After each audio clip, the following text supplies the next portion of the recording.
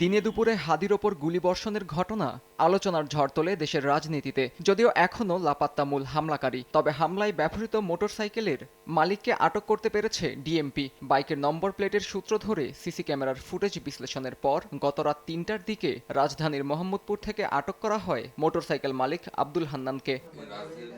তবে হান্নান হামলায় জড়িত কিনা সেটি এখনও নিশ্চিত নয় পুলিশ। রোববার দুপুরে ডিএমপি মিডিয়া সেন্টারে ডিএমপির মুখপাত্র এসব তথ্য জানান। টার্গেট কিলিং এরকম সংখ্যা আমরা দেখছি না, তারপর আমরা সম্ভাব্য সবকিছু মাথায় রেখে আমাদের নিরাপত্তা পরিকল্পনা গ্রহণ করেছি এবং আশা করি এইসব ঘটনায় আতঙ্কিত হওয়ার কিছু নেই। এরকম ঘটনা পুনরাবৃত্তি এড়াতে এবং নগরবাসীর যে জানমালের নিরাপত্তার জন্য এবং আসন্ন নির্বাচনের পরিবেশটাকে আরো একটু সুন্দর এবং সুষ্ঠু করার জন্য আমাদের প্রচেষ্টা অব্যাহত রয়েছে।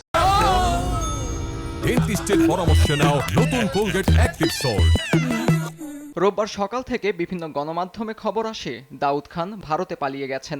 এর আগে ঢাকা থেকে সিলেটগামী একটি ট্রেনে হামলাকারী দাউদের ছবি ছড়িয়ে পড়ে সামাজিক যোগাযোগ মাধ্যমে। তবে দাউদ ভারতে পালিয়ে গেছে কিনা এ সংক্রান্ত কোনো তথ্য নেই পুলিশের কাছে। বিভিন্ন তথ্যসূত্র থেকে প্রাপ্ত যে তথ্যগুলো সেগুলো আমরা বিশ্লেষণ করছি। আদৌ আসলে তার যে আপনি বলেছেন সীমান্ত পাড়ি দেওয়ার কথা, এই সংক্রান্ত তথ্য এই মুহূর্তে আমাদের কাছে নেই, তবে আমরা চেষ্টা করছি, সম্ভাব্য সব জায়গায় অভিযান পরিচালনা করা হচ্ছে। আসন্ন ত্রয়োদশ জাতীয় সংসদ নির্বাচনের প্রার্থীদের নিরাপত্তার বিষয়টি বিবেচনায় আছে জানিয়ে তিনি বলেন, নির্বাচনী পরিবেশ সমুন্নত রাখতে যা করা প্রয়োজন সেটাই করবে পুলিশ।